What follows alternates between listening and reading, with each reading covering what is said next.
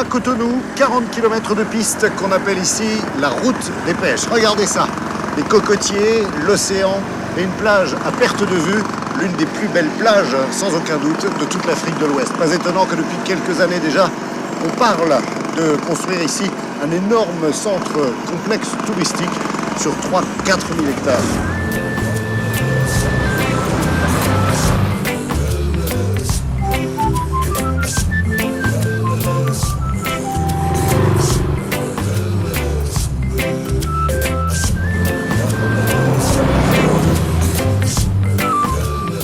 Antoine, ça fait longtemps que tu fais le taxi-moto comme ça? Oui, ça fait très longtemps que j'ai commencé ce métier. Je l'ai commencé il y a environ une quinzaine d'années, je crois bien. Et c'est ta moto à toi, ça? Bien sûr, c'est ma propre moto. Parce qu'avec ça, rapidement même, tu te lèves une journée, tu n'as aucun franc dans ta poche. Mais au bout de quelques heures, tu as rapidement quelques sous pour pouvoir nourrir ta petite famille. Mais le soir, tu rentres quand même avec quelque chose. Mais on est obligé. Parce que quand on n'a pas ce que l'on aime, il faut aimer ce que l'on a. Et pourquoi il y a sur ta chemise derrière le numéro 08 Exactement. 311? Avant, on le faisait sans habit. Mais paraît-il que quelques brebis galeux, des bandits qui s'infiltrent parmi nous, qui font du désordre, du n'importe quoi. Donc c'est à partir de là que l'État a instauré que nous allons à la mairie se faire inscrire. Il faut juste le permis de conduire? Non, l'État nous a instauré ça, mais ils n'ont pas encore pris des mesures. Hein? Actuellement, on le fait sans permis de conduire. Et pourquoi on appelle ça des M? On appelle ça des M, c'est juste un surnom. Ce qui veut dire, prends-moi, rapidement.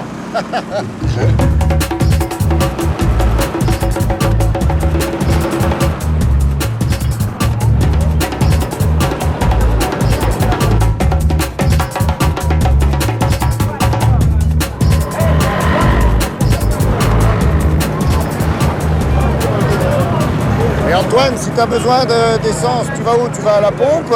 Parce que je vois personne à la pompe. Non, moi, je ne vais pas à la pompe, parce qu'à la pompe, l'essence coûte très cher. Donc, on va au bord des voies.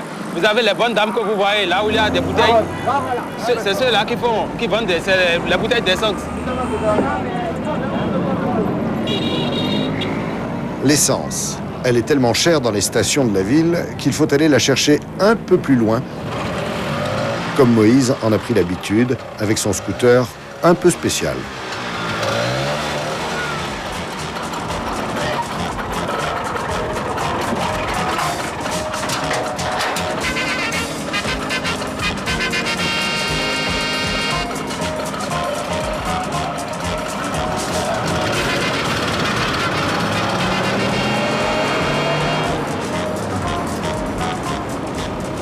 Ici, le Bénin, en face, le Nigeria.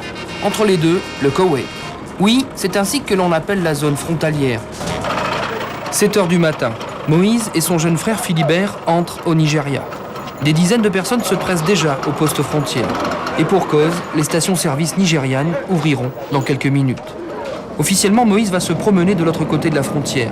En fait, en 2 voyages, il ramènera 150 litres d'essence dans le réservoir de son scooter. Craké, capitale de ce Koweït africain, n'est ni une ville ni un village. Juste un immense camp de fortune adossé à la frontière. Ici, on vend tout ce qui est introuvable au Nigeria. Du riz, de la viande, des vêtements, des chaussures, du sucre, du lait et bien sûr, des bidons.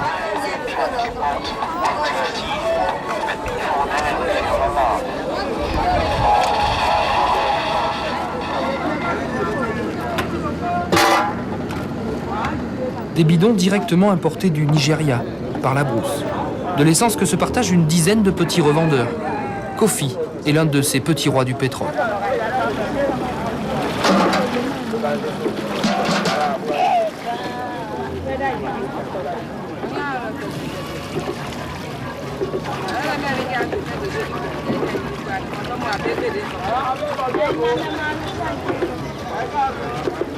Il y a quelques Dibos qui ramènent ça du Nigeria, quoi.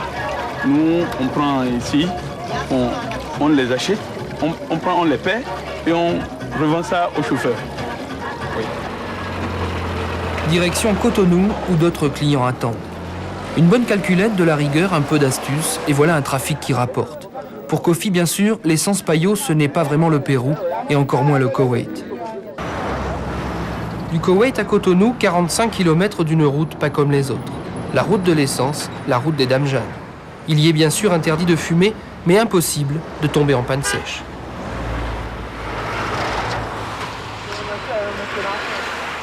Pour Pauline, aujourd'hui, c'est la galère, la pénurie. Plus une goutte à vendre et des clients qui vous passent sous le nez. L'heure avance et Moïse, son principal fournisseur, n'est toujours pas là.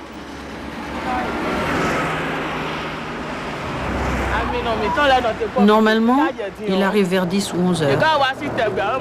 Aujourd'hui, je ne sais pas ce qui se passe. Il a peut-être des problèmes sur la route ou à la frontière. Mais il va venir, c'est sûr.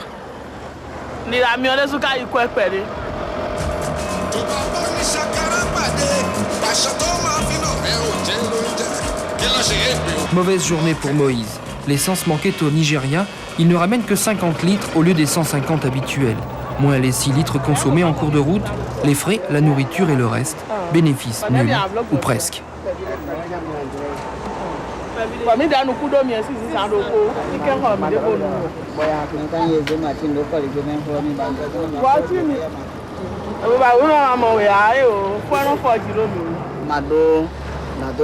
C'est vraiment pas une bonne journée. Heureusement, c'est pas tous les jours comme ça. C'est un travail qui me permet de gagner pas mal d'argent. Je peux entretenir ma famille et envoyer mes enfants à l'école. Je fais même des économies et je voudrais maintenant faire construire ma propre maison. L'essence Payot fait vivre 10% des Béninois, soit 500 000 personnes. Une population qui ne pourrait survivre si les autorités décidaient d'arrêter le trafic. Pour Moïse, catholique, croyant et très pratiquant, cette essence, c'est sûr, c'est un don du ciel.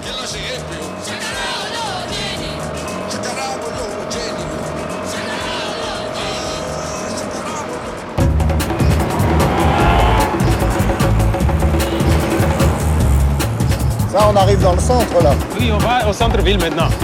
C'est une ville où il y a de plus en plus de circulation, Cotonou, non? Oui, c'est la plus grande ville du Bénin. Il y a beaucoup de zèles ici? Oui, ça va jusqu'à 100 000 diesel à Cotonou. Oh là là. Alors Laurent, Oui, Antoine. tu vas me permettre de m'approvisionner un peu en carburant à côté là. Bien sûr.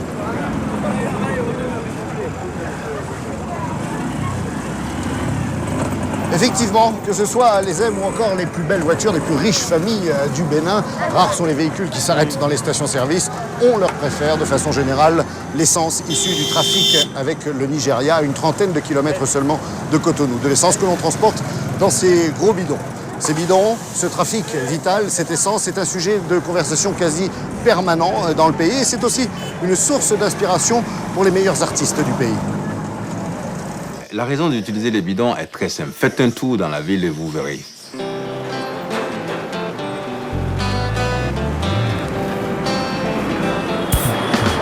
Regardez, c'est ce que fait sans cesse Romuald Azoumé, l'un des plus grands artistes contemporains du continent africain. Et ce qu'il voit, ce sont ces bidons. Ces milliers de bidons qui prolifèrent dans tout le Bénin.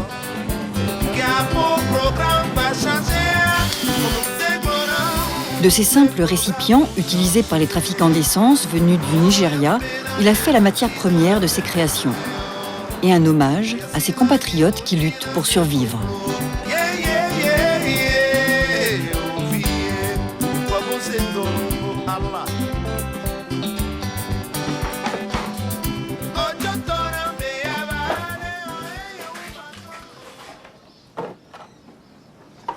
Chaque bidon dit quelque chose.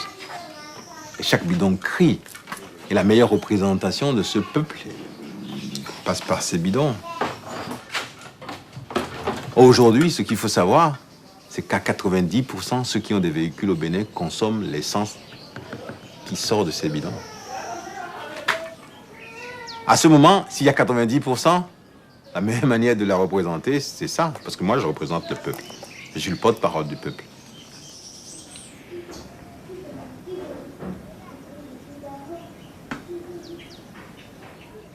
L'artiste qui vit en Afrique a un rôle à jouer. Parce que si nous tous, on quitte l'Afrique, et on va jouer à l'artiste dehors, ça ne sert à rien. Nous n'avons rien à dire. Mais en restant ici,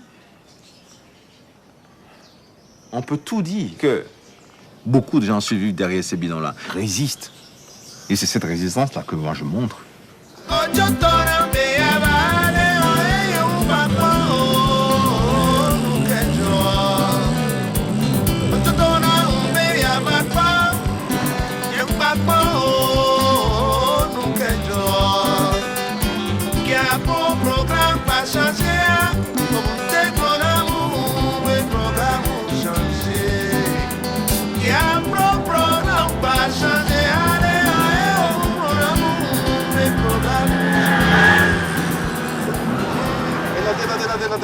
Attends.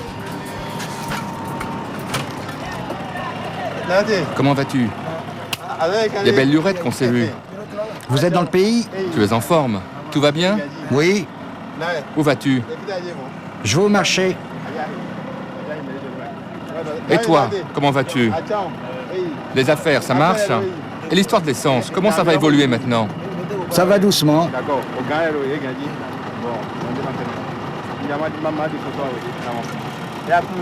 Attends. Je vais prendre 2-3 photos. Ce qui m'attire chez ces transporteurs d'essence, c'est l'ingéniosité du transporteur. Parce que arriver à transporter entre 45 bidons et 72 bidons, c'est quand même un exploit de rangement. Mais c'est vrai qu'ils font un truc très dangereux parce qu'ils risquent de brûler, surtout quand ils transportent de l'essence. Parce que quand on voit un transporteur d'essence comme ça qui transporte jusqu'à 520 litres d'essence, il prend un gros risque de brûler en 10 minutes.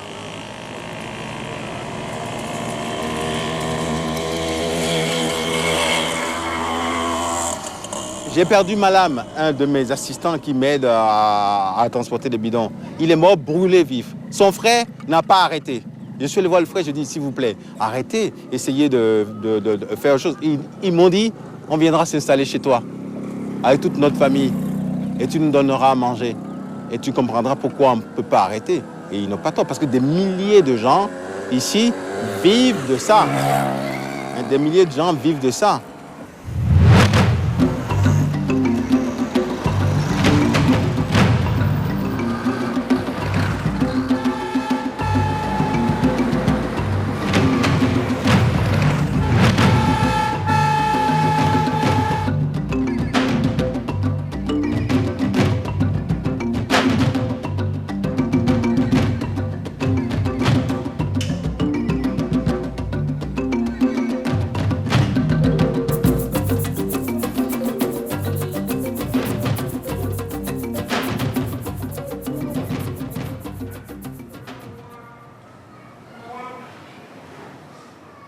Ce qui m'intéresse sur cette photo et ce qui m'intéresse sur cet individu, c'est l'analyse des bidons qu'il transporte.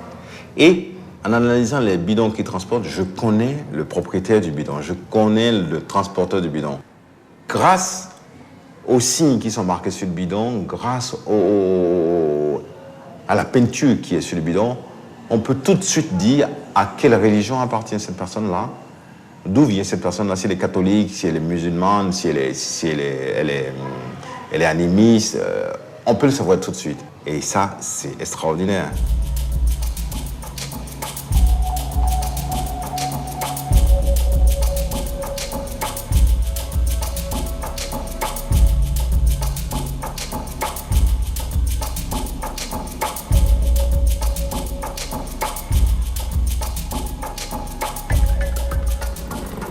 Quand je fais une exposition de tout mon travail, ces transporteurs d'essence, c'est les premiers que j'invite. Je leur explique ce que je fais et des fois, c'est eux qui me donnent des idées. Et des fois, c'est eux qui me trouvent les bidons qui me manquent. Parce qu'ils participent, ce n'est qu'une collaboration. Parce que pour moi, c'est aussi des artistes.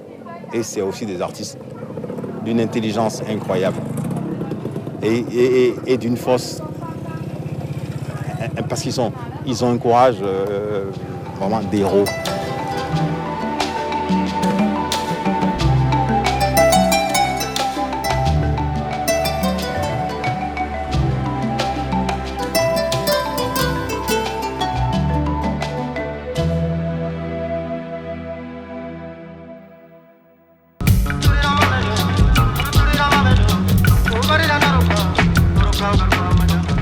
Romuald Azoumé, artiste reconnu et populaire, ne reste pas enfermé dans son atelier. Il n'est pas rare de le croiser dans le bâtiment de cette fondation Zinzou, qui s'est fait un devoir depuis 2005 de faire connaître les artistes africains aux Béninois. Une fondation qui, elle non plus, ne reste pas enfermée dans son immeuble tout neuf et moderne et qui, au contraire, installe souvent ses expositions un peu partout. C'était le cas lors de notre passage avec les célèbres photos de Malik Sidibé. Mais pour Marie-Cécile Zinzou, la jeune directrice de la fondation, née ici, de père béninois et de mère française, avant de promouvoir l'art, il y a pas mal de choses à faire.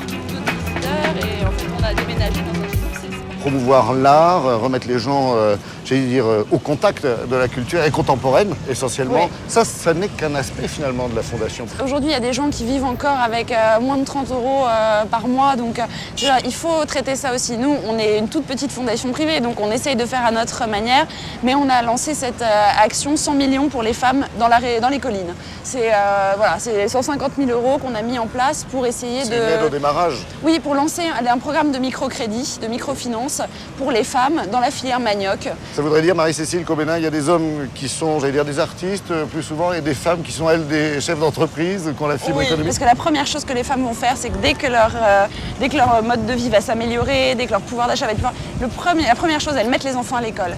Et ça, vous obtenez vraiment ça. Je crois que dans le monde entier, on essaye de donner des microcrédits plutôt aux femmes. Mais au Bénin, ça semble vraiment essentiel parce qu'on voit le résultat et le résultat est là. Au Bénin et à Cotonou, où j'ai cru comprendre qu'effectivement, ces femmes chefs d'entreprise avaient un rôle très particulier et très important surtout.